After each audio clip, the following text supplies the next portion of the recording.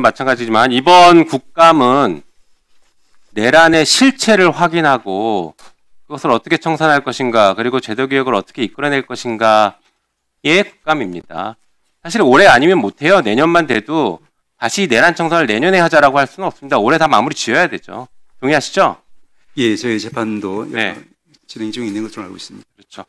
자, 그런데 사람들이 궁금해합니다. 조희대 대법원이 5월 1일 날 전원합의체 판결을 서두른 이유가 도대체 뭘까? 왜 갑자기 저렇게 나왔을까? 대선에 개입하려는 고의가 진짜 없었던 것일까에 대해서 여전히 의문입니다. 그래서 전체 큰 그림을 봐야 됩니다. 큰 그림을 한번 같이 보시죠. 자, 12.3 내란의 목적은 왼쪽에서 보시는 것처럼 독재를 완성시키는 것입니다. 독재를 완성시키기 위해서 정적을 제거해야 되고, 독재를 완성시키고 그 다음에 무엇을 하느냐? 개헌을 합니다. 개헌 다음에 뭐 하느냐? 간선제로 바꿔서 윤석열 대통령 더하고 나중에 김건희 대통령 만들겠죠. 자, 그리고 정적 제거는 어떻게 하느냐? 부정선거론을 끊임없이 들고 나옵니다. 그러면서 정적의 대표격인 이재명 대통령을 당시 당대표를 제거하려고 합니다. 어떻게? A급 수거 대상으로 제거를 하고 혹은 사법살인을 하려고 합니다. 이게 지금은 허황된 것처럼 보이지만 상당히 많은 증거들이 드러났습니다. 하나씩 보시죠. 자, 독재 완성 어떻게 해? 윤석열이 독재 완성을 위해서 계엄을 선포합니다. 자기가 영구 집권하려고 하는 거예요. 다음 보여주시죠. 그 다음에 개헌을 시도하려고 합니다. 최상목에게 보낸 저 문건에 보면은 국회를 해산시키고 비상입법기구를 만드는 것을 추진하는 것입니다. 국회 비상입법기구 만들어서 뭐 하겠습니까? 중요한 법들을 만들고 개헌까지 나가는 것이죠. 다음 보여주시죠. 그 다음엔 간선제를 도입해서 윤석열 3선하고 김건희 대통령 만들기 프로젝트 들어가는 겁니다. 이 노상원 수첩에 나오죠? 윤석열 3선 하겠다라는 거, 3선 집권이 노상원 수첩에 나옵니다.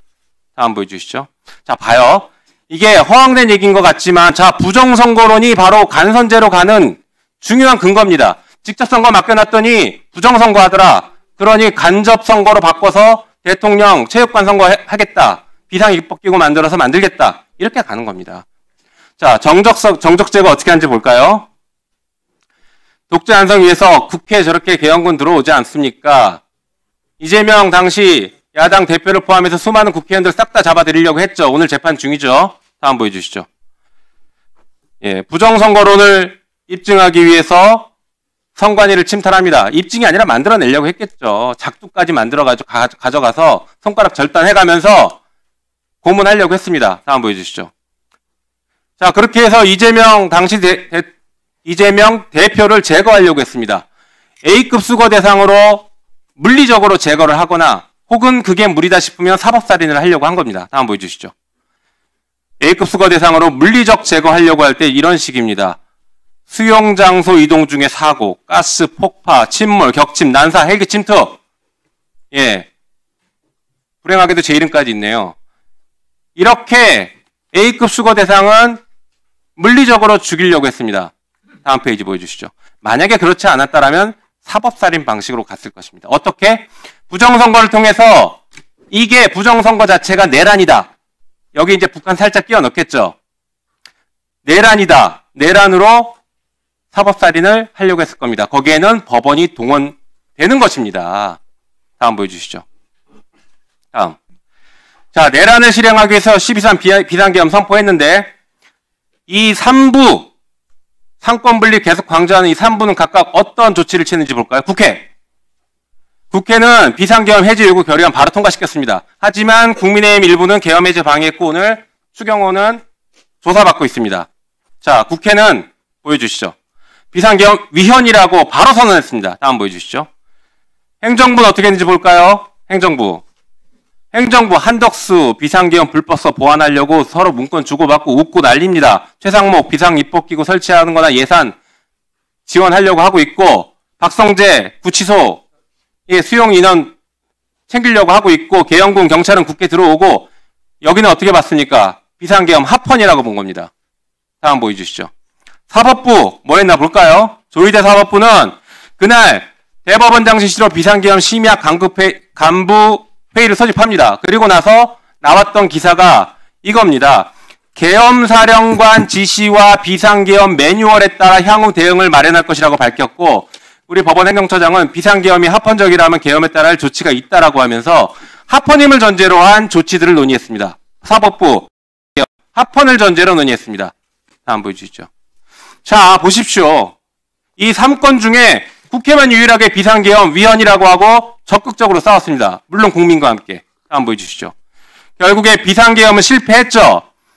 여기서 끝나야 되는데 조희대 사법부가 플랜 B를 가동합니다. 보여주시죠.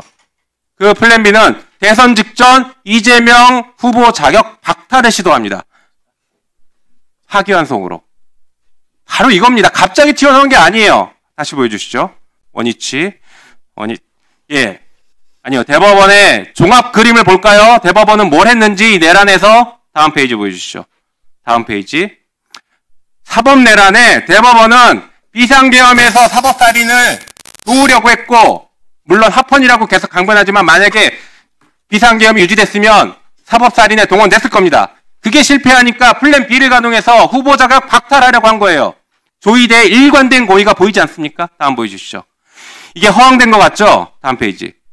전두환 내란과 비교해 보시죠. 똑같습니다. 왼쪽에 독재완성, 군사독재 했죠. 개헌, 국회 기능정지시키고 비상입법기구로 개헌했습니다. 다음번에 간선제, 전두환 대통령을 만들고 50 후계자 문건이 나와서 노태우 대통령 만드는 문건까지 나왔습니다.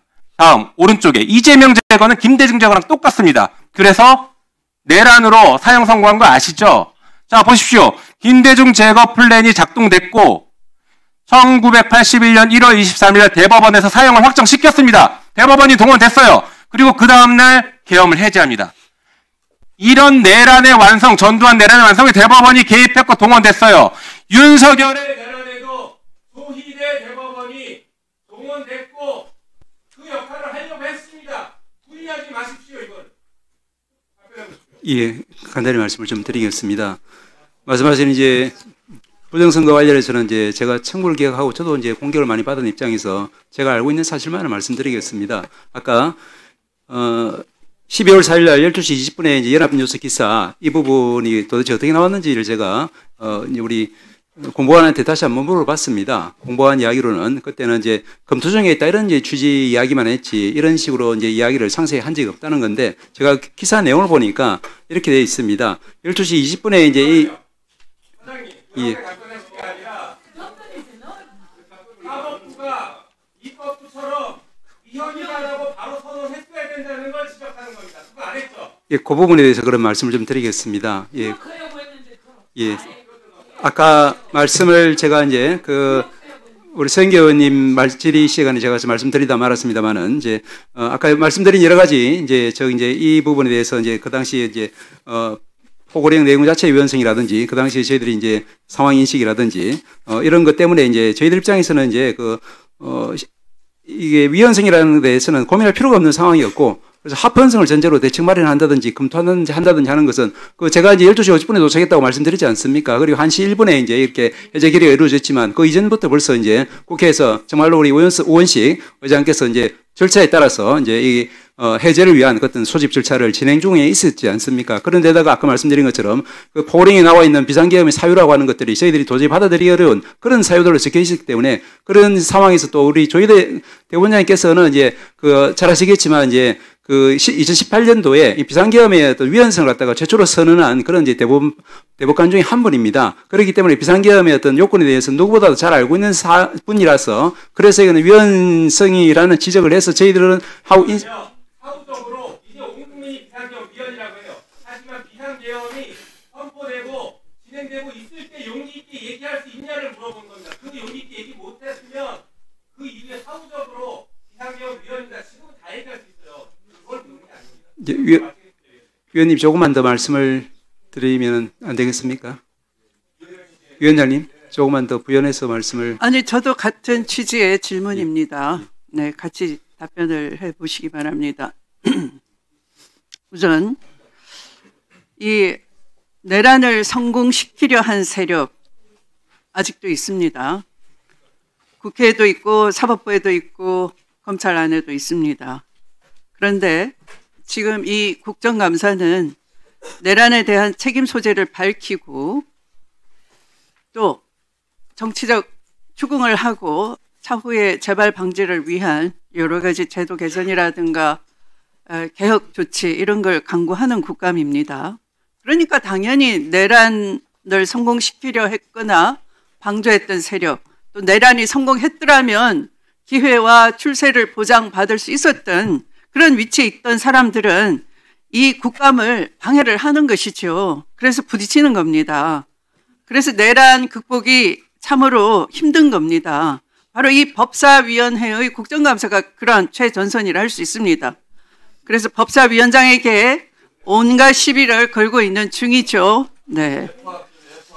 자, 그래서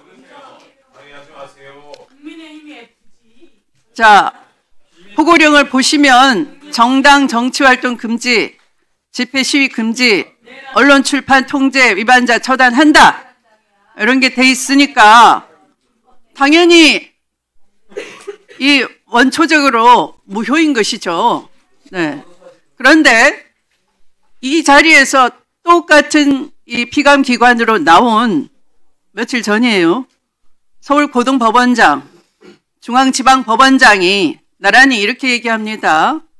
내란죄의 재판의 신속성과 또 내란죄를 엄히 처벌함으로써 사법정의 회복을 여러 위원님들이 추궁을 하니까 아직 재판 중이므로 다툼의 여지가 있어서 답변 제한된다는 취지로 얘기하는 겁니다.